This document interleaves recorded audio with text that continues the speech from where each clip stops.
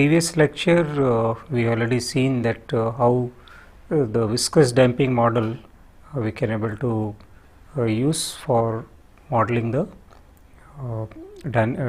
damped system, and in this particular case we have seen that whatever the mathematical expressions we got for free vibration and energy, those were simpler and we could able to get the closed form solutions, and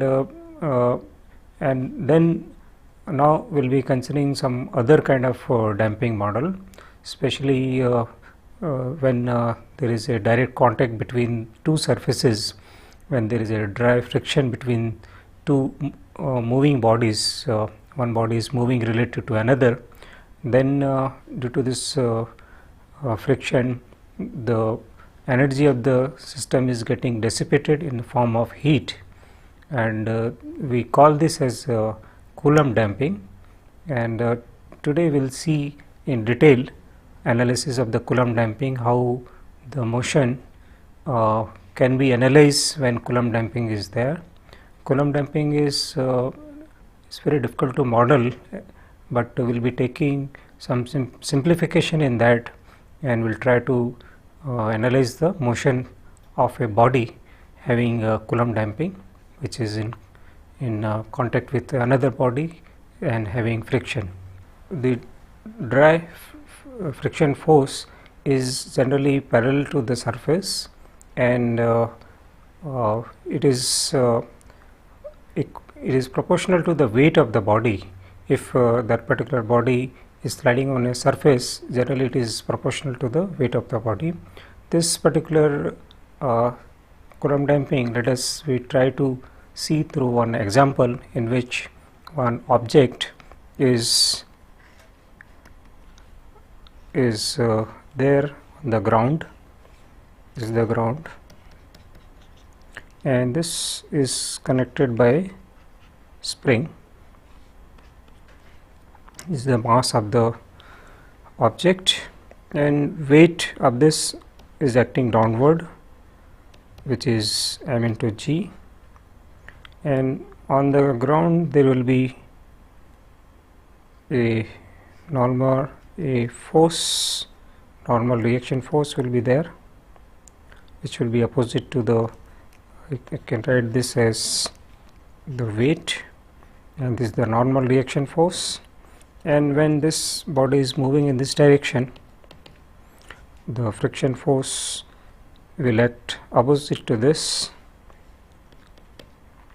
and the magnitude of this will be friction coefficient into the normal force. When this particular object is not moving, it is just at the same position, then we will be having the coefficient this as mu s, that we call it static friction coefficient,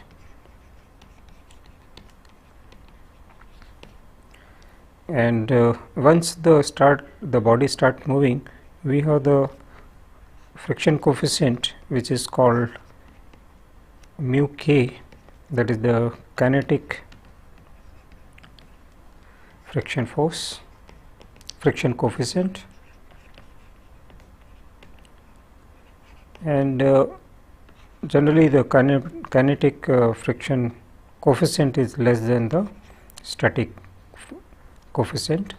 So you can see that once the body start moving, we will be having the friction force less than s when it was in the stationary position. So the friction force will decrease, but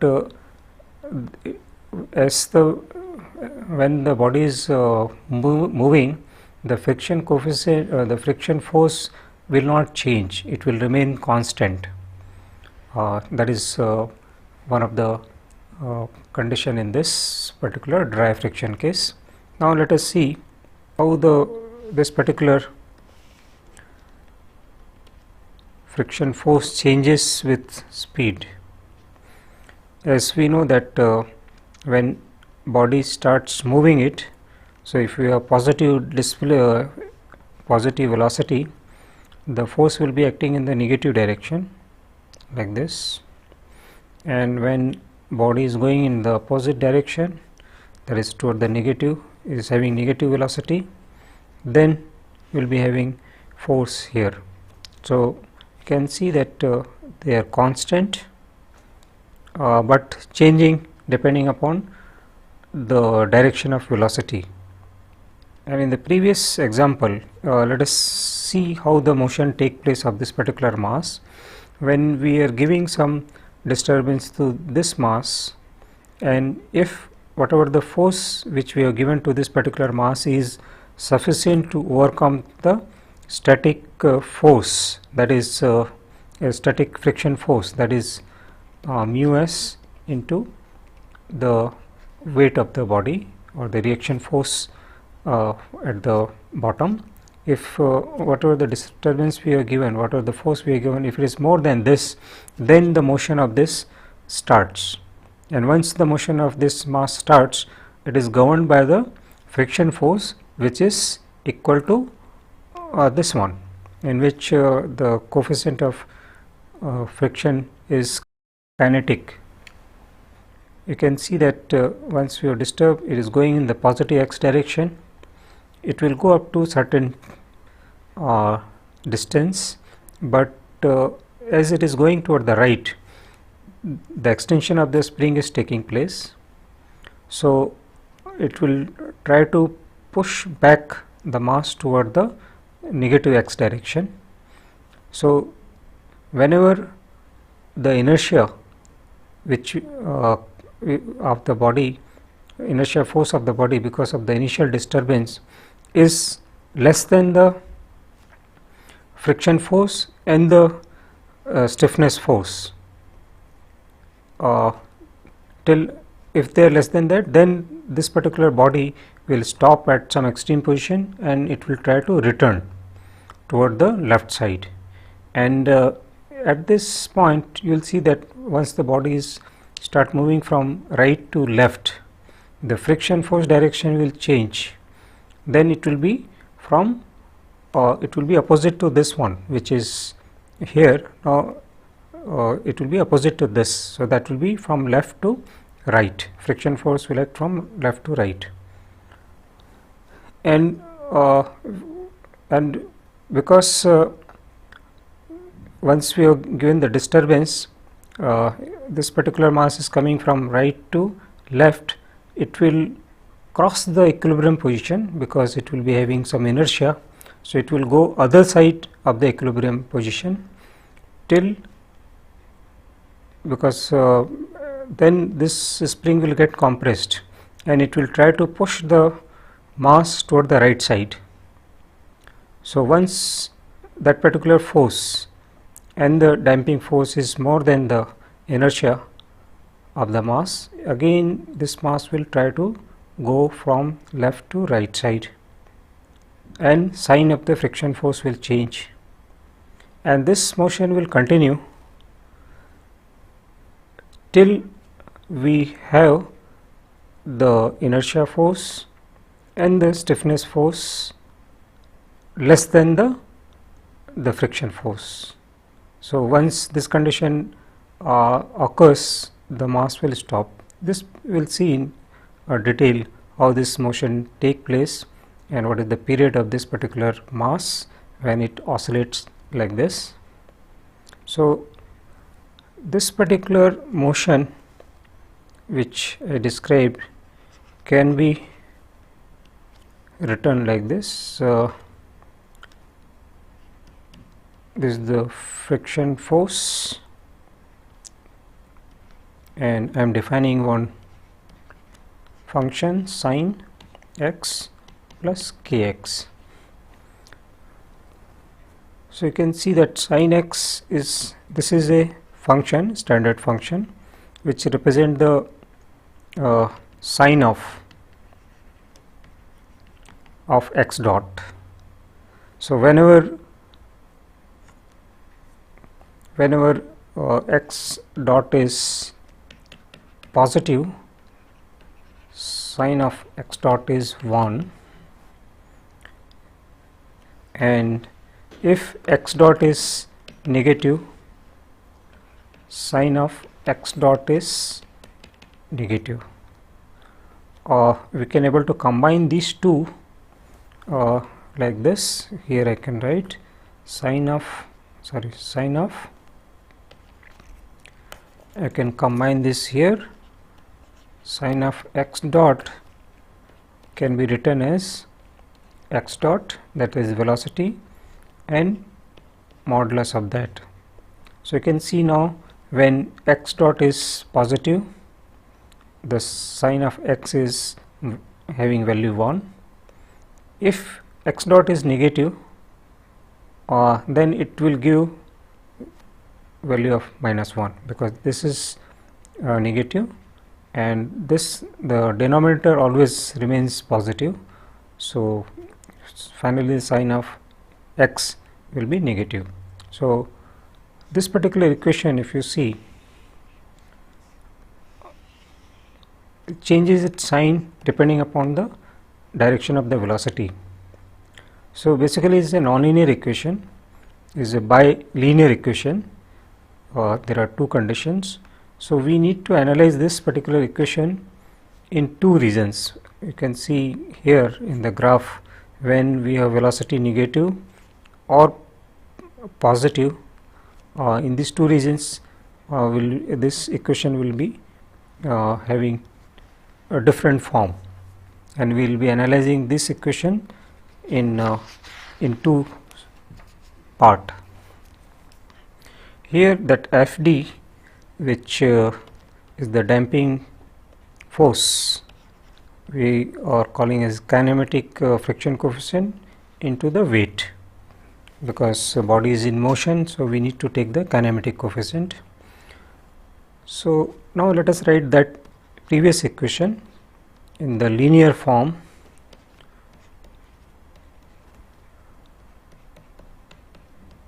This when x dot is greater than 0. So you can see that when it is greater than 0, the sign of x dot was positive. So that's why we got this expression, because when we transfer this to right hand side, we are having negative sign here. Similarly, when x dot is negative, we'll be having two equations which are linear, but we need to satisfy these conditions. We have to keep watching this particular condition in which the velocity is positive or negative. Otherwise these equations are now linear. If we see carefully, this particular equation is as such not homogeneous, they are non-homogeneous equation.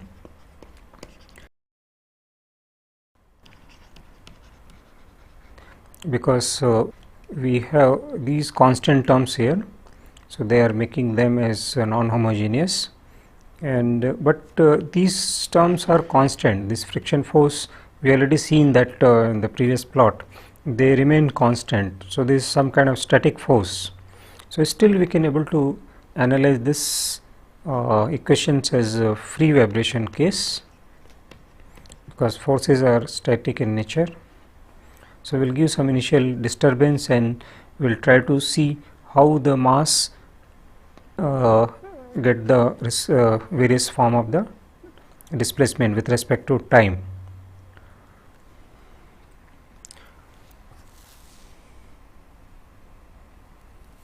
So once we are saying we are giving some displacement, so we need to have some initial condition, and once we are giving this initial condition, then what we are if we go back to the this, so we are pulling this mass toward, let us say, right up to some distance, and we are leaving it to oscillate. But whatever the displacement we are giving, that should have that should give the restoring force in the spring large enough to overcome the friction force. Then only the motion will start in this mass. So that is the condition will be having that will be giving sufficient initial disturbance so that the restoring force is more than the friction force, static friction force, so that the oscillation of the mass begins. And now we will see that once we are given the positive displacement and we are leaving the mass at that point, obviously it will try to move toward the left side. That means the velocity will be less than 0, that is in the negative direction. So, velocity will be 0. So, initially we need to take this equation in which the velocity is this to find out how the response is getting changed. So, initially when we are giving the x naught displacement, negative is 0. So, we need to consider the second equation first. So, let us write the second equation in more convenient form.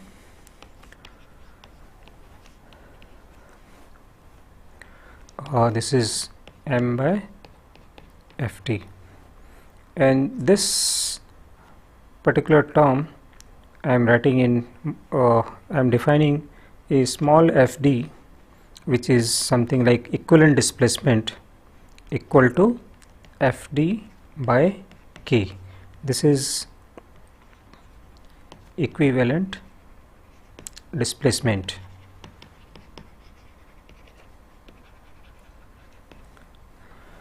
Because force divided by stiffness is some kind of displacement, and this is the friction force. So, this is some kind of equivalent displacement related to the friction force. So, with this, if we substitute here and we know that 1 by m f d, then we can able to write it as k f d, and k by m is, we know, undamped natural frequency square.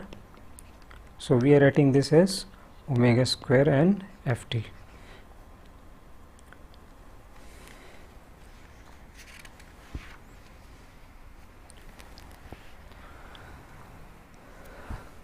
So, now we are applying the initial condition,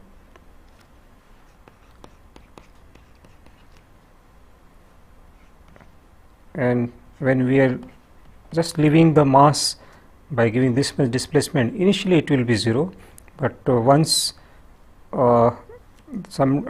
once we are leaving the mass, then the speed becomes negative. So, that is why we are solving this equation, and for this particular case we can analyze, we can see that this particular equation is having one static part, and then because of this force we can able to analyze this system. So, when we have a static force, obviously what we are using, we are using the superposition principle, in which first we are considering that we are applying this much force, what is the displacement because of that. So, once we are applying a static force, we will be having acceleration as 0 because there is no motion, plus this term is equal to omega square n small ft. So, this will give us the static displacement, and this can be written as omega n square is common. So, we will be having ft itself. So, this particular displacement is due to the static force. Now, we will analyze this remaining part, that is x double dot plus omega n x is equal to 0, and for this we know that we have the general solution like this.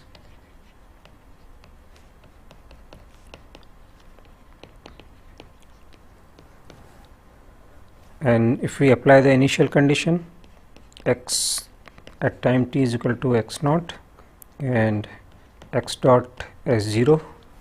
So, first initial condition will give us x naught is equal to a, and this cos will become 1, plus this is 0. So, A is equal to x naught.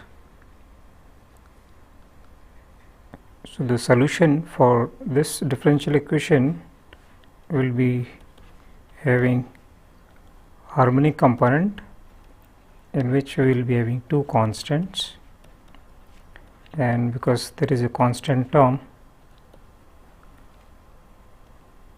so that will also come in the general solution of the differential equation. Now we have the initial condition at time t is equal to 0, the displacement is x naught and velocity is v naught, but there is 0 because we are giving initial displacement and we are releasing the mass. At that time velocity is 0. So, these are the two boundary condition. If we satisfy the first one, we will get this as x naught a plus fd, because sine term will be 0 for this. So, we can get from here a is equal to x naught minus fd. Now, to apply the velocity boundary condition, we have to differentiate the first equation with respect to time. So, we will be getting this term which is having minus sign plus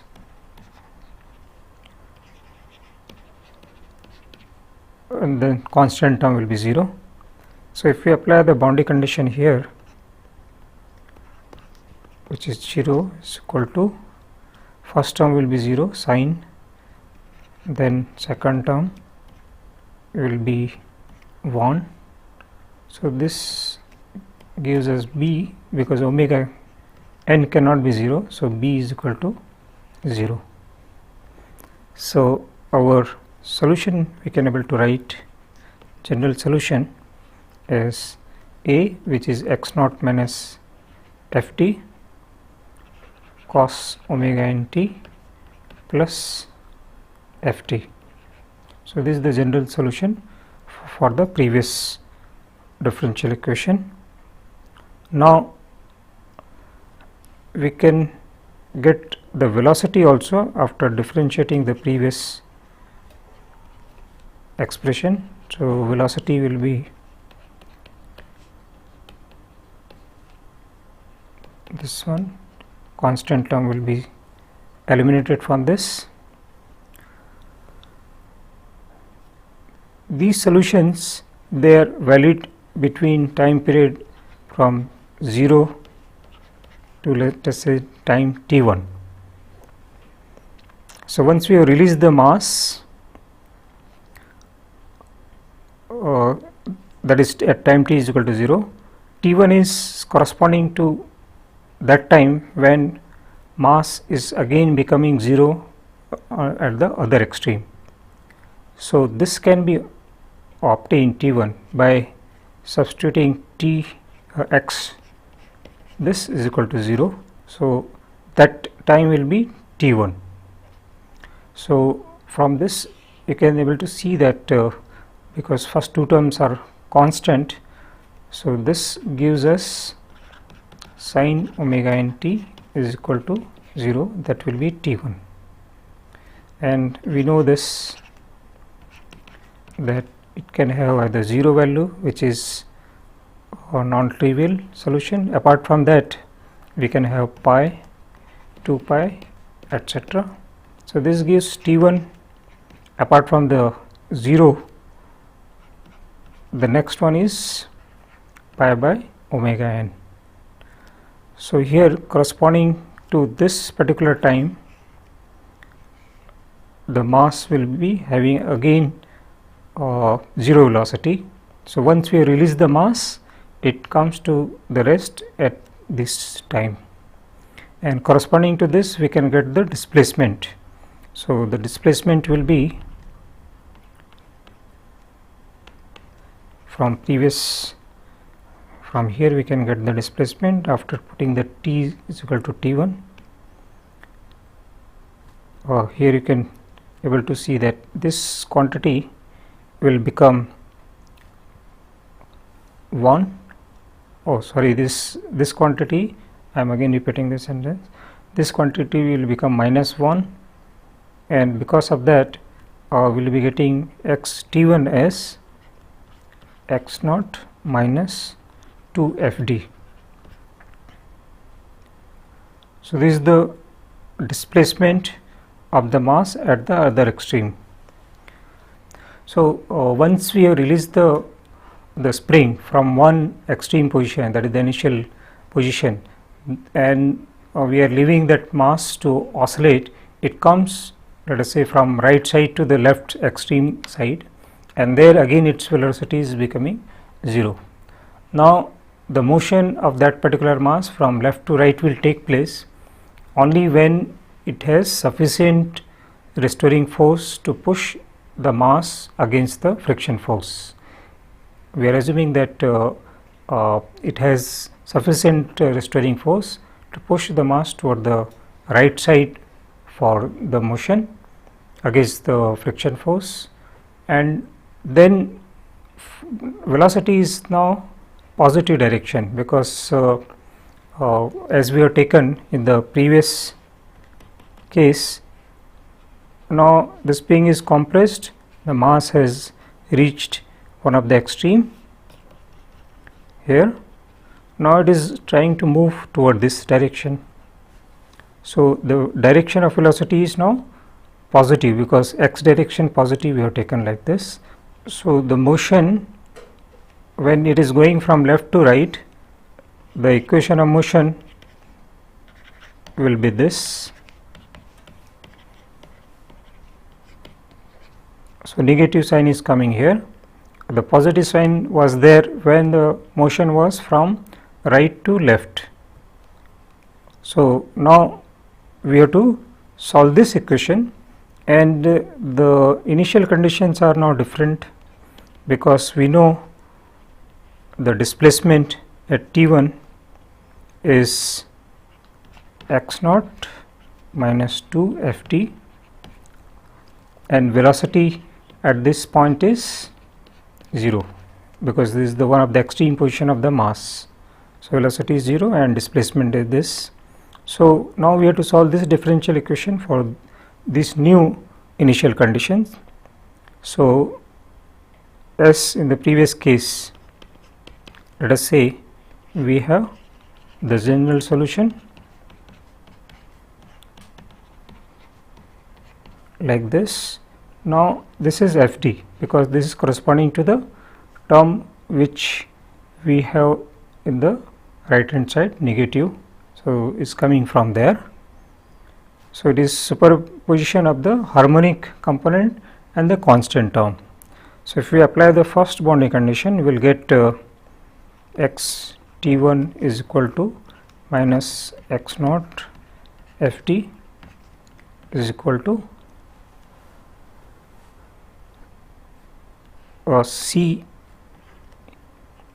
then minus Ft, second term will be 0. So C will get from here, this will be minus 3 Fd, and for velocity we have to differentiate this once. So we will get velocity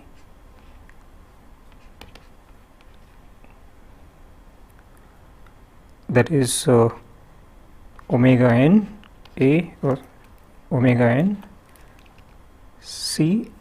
I am just repeating this. So from velocity we will get, if we substitute the boundary condition, 0. This we can able to differentiate. Here sign term is there, that gives the 0, and we have the cos, and we have the cos term which gives 1 or minus 1. So this gives d is equal to 0. So our general solution for the second half of the oscillation becomes this cos omega nt minus ft.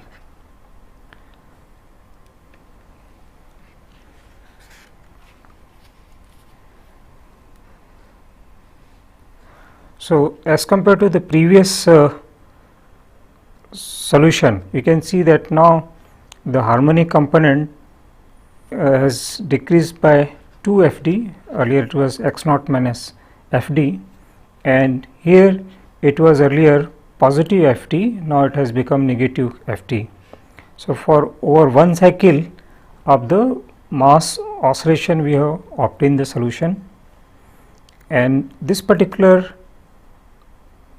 solution will be valid between time t1 to t2. So, t2 can be obtained by differentiating this with respect to time and equating it to 0, because that is the condition when this mass will again become stationary.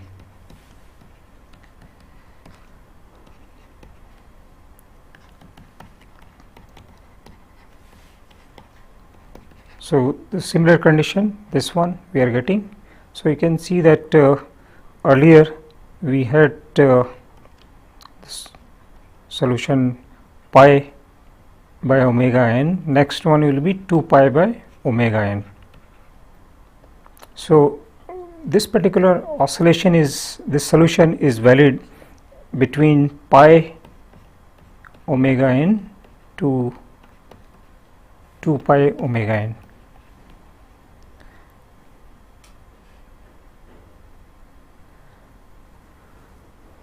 And at that time when this is velocity is becoming 0, we can able to get the displacement by substituting t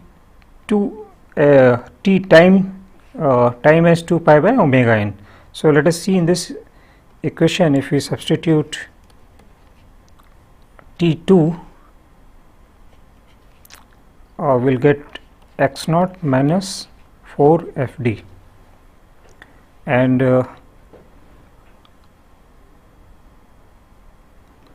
this is the solution when again the mass is becoming stationary, when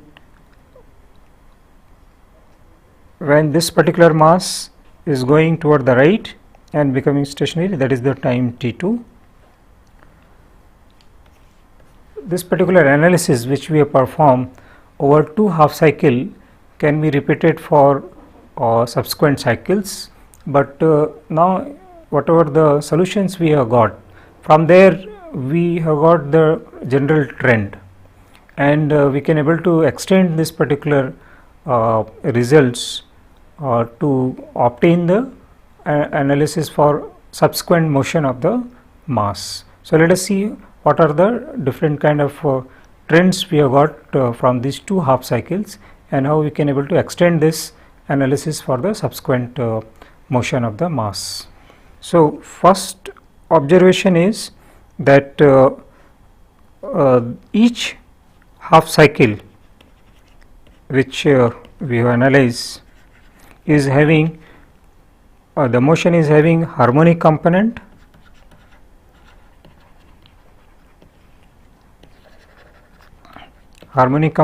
plus some constant component of the motion,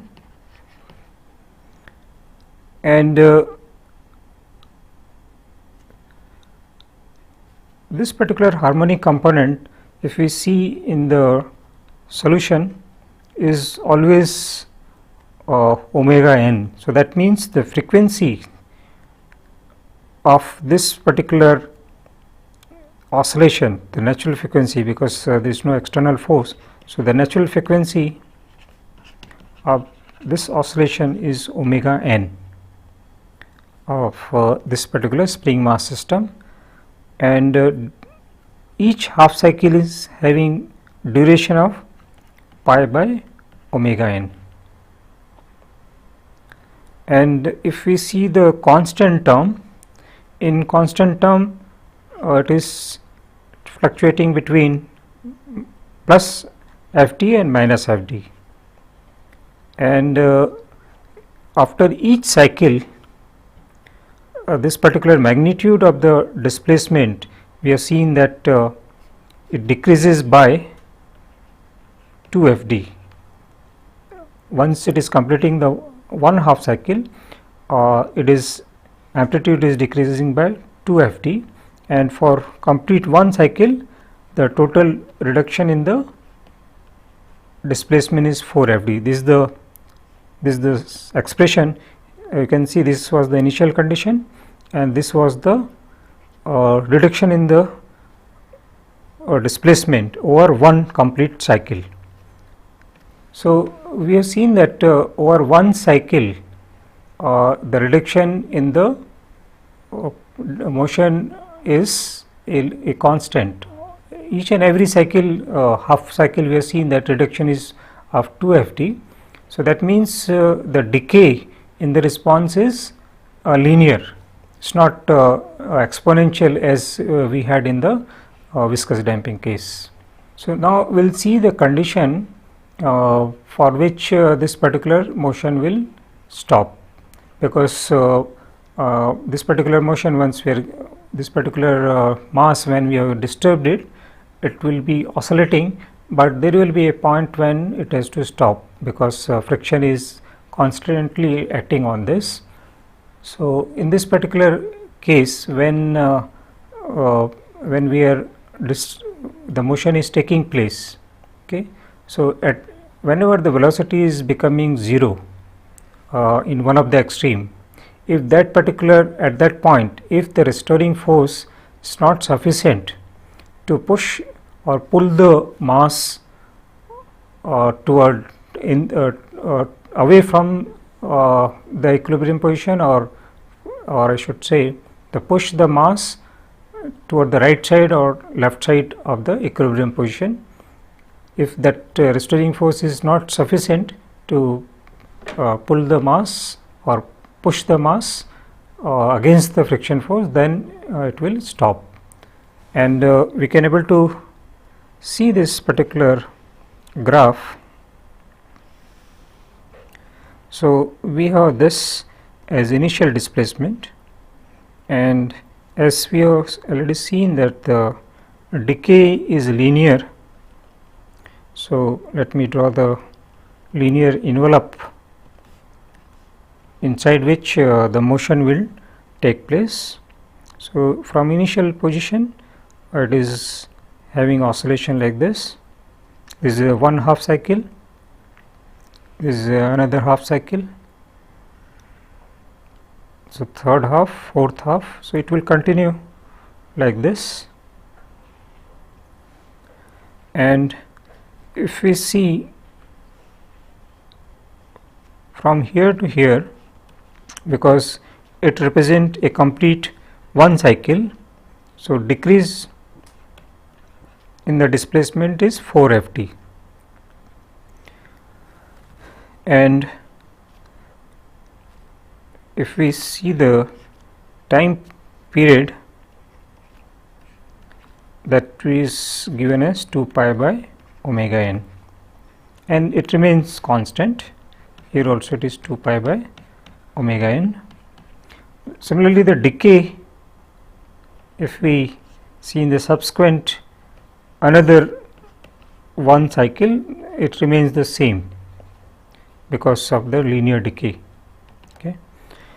And now let us see the condition at which this particular motion will stop.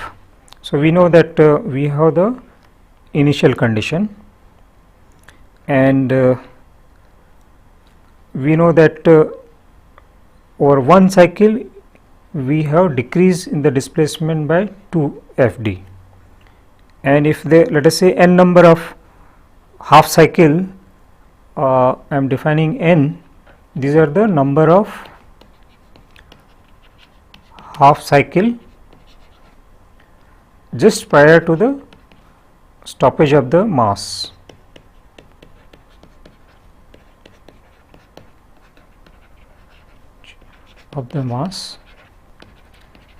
So, x naught minus 2n minus 1, this is corresponding to the just one before when it is stopping, into Fd.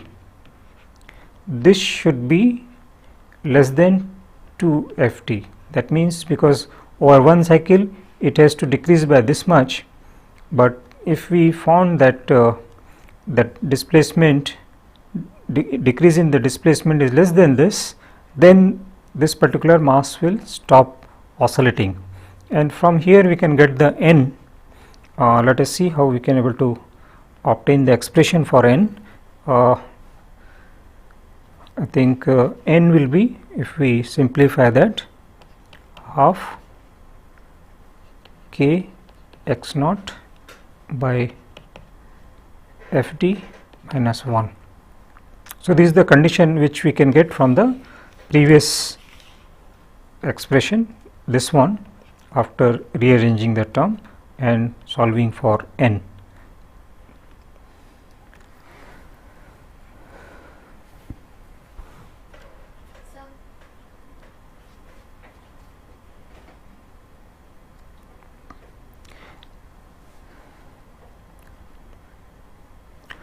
In this particular graph, again if we see carefully, this point is corresponding to pi omega n, because that is corresponding to half cycle. This is corresponding to another half or full cycle, and here this will be 3 pi by omega n.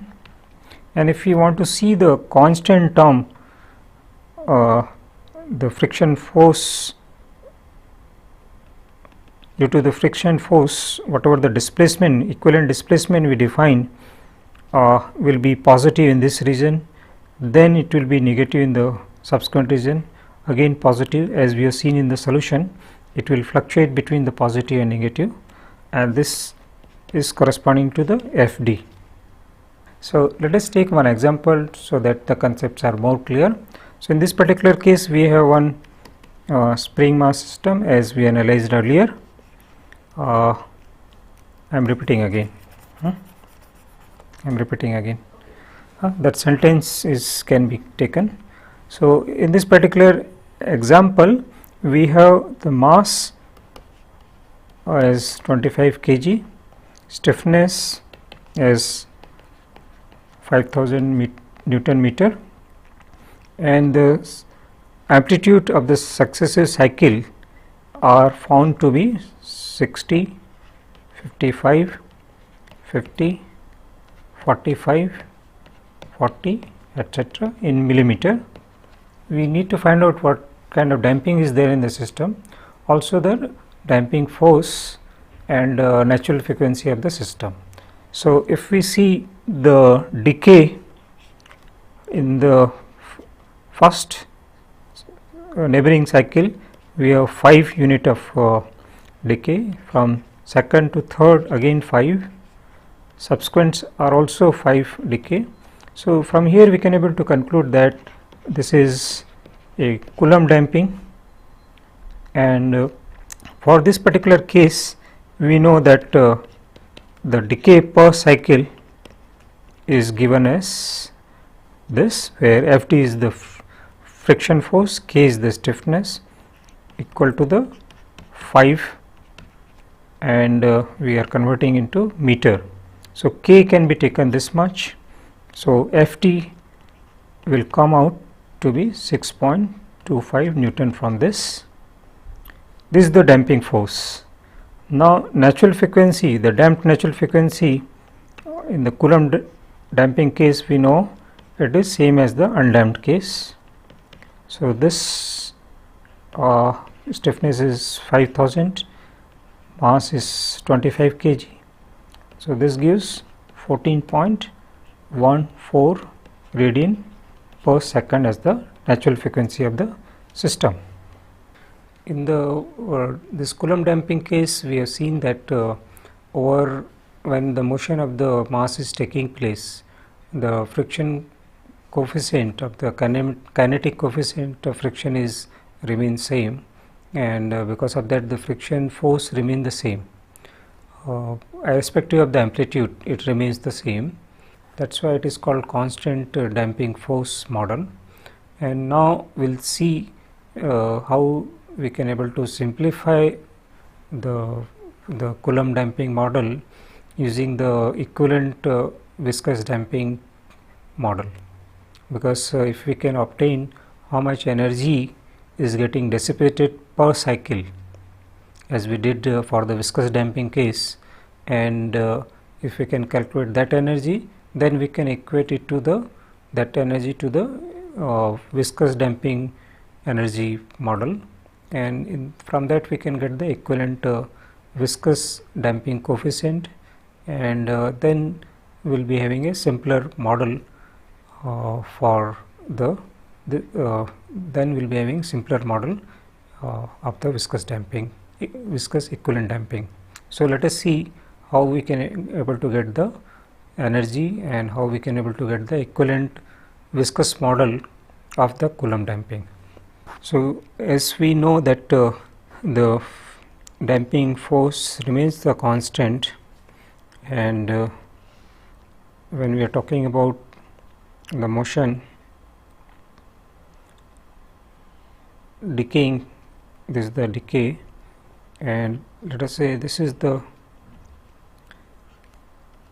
x1, this is x2,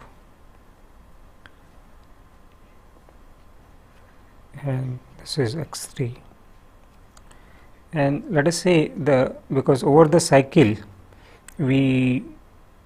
whatever the displacement is taking place, if let us say the average of these amplitude is x, and friction force is constantly it is acting on this so we can have the total energy dissipation equal to Ft, and these forces this displacement will be acting in the four places will be there. One is this region, another is this, 2, 3, 4, and we are calling this as a average displacement. So for this damping, this friction force is acting against these displacements, so we are calling this as the total energy dissipated over one cycle, and this energy now we are equating it to the viscous energy, viscous damping energy which we calculated earlier, but instead of C we are writing C equivalent. So we are saying what we are doing, we are equating the energy of two different damping model, and our aim is to obtain what is the equivalence of the viscous damping coefficient. So this will be given as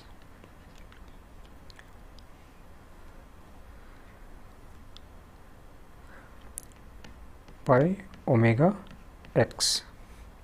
This will get cancelled.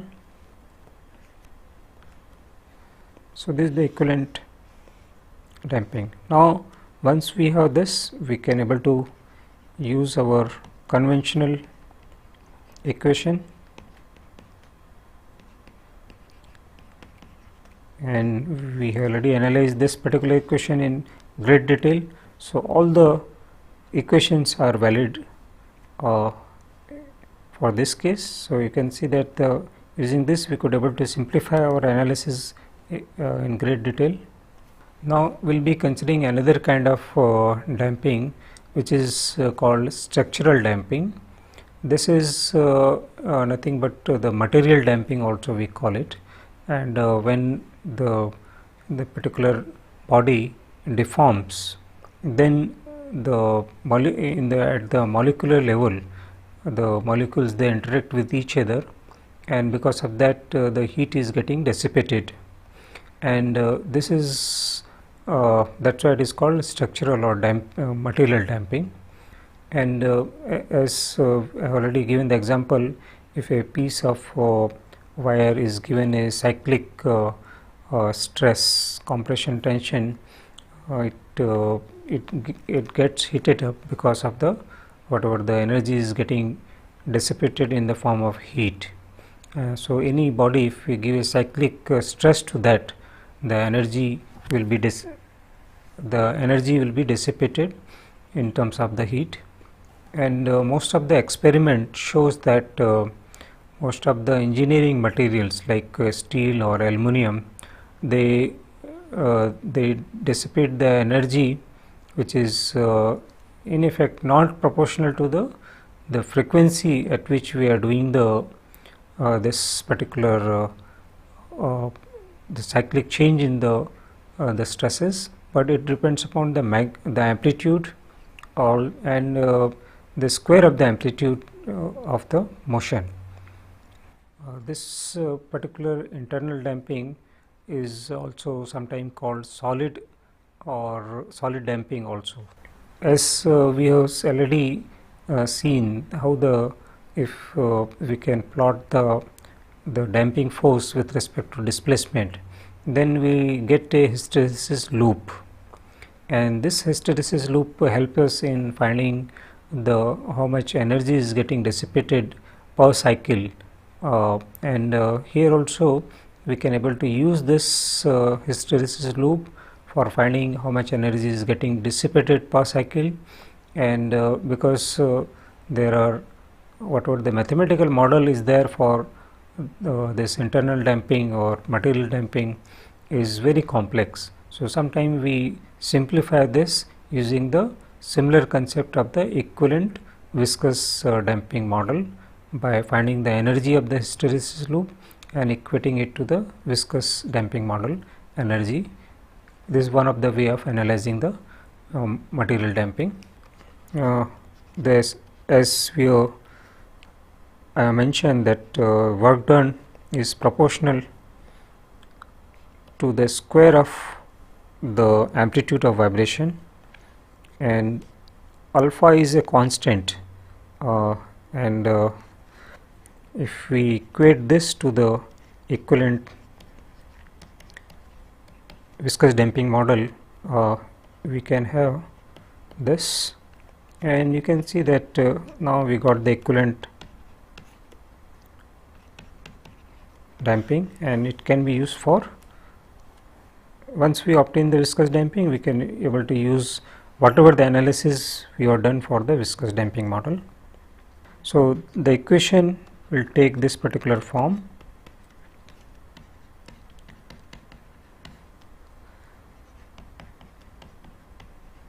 Like this. So you can see that we have simplified the analysis by using the equivalent viscous damping model.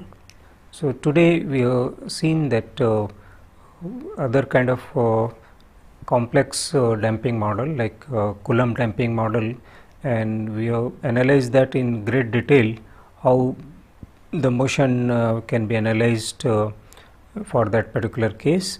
Also then we analyze some kind of simplified model of these Coulomb damping and other like structural damping, how we can able to obtain the equivalent viscous damping coefficient, and for which kind of damping we have the mathematical expressions and the procedure of analysis are simpler. In the subsequent lecture, now will be dealing with the forced vibration, especially for the single degree of freedom system.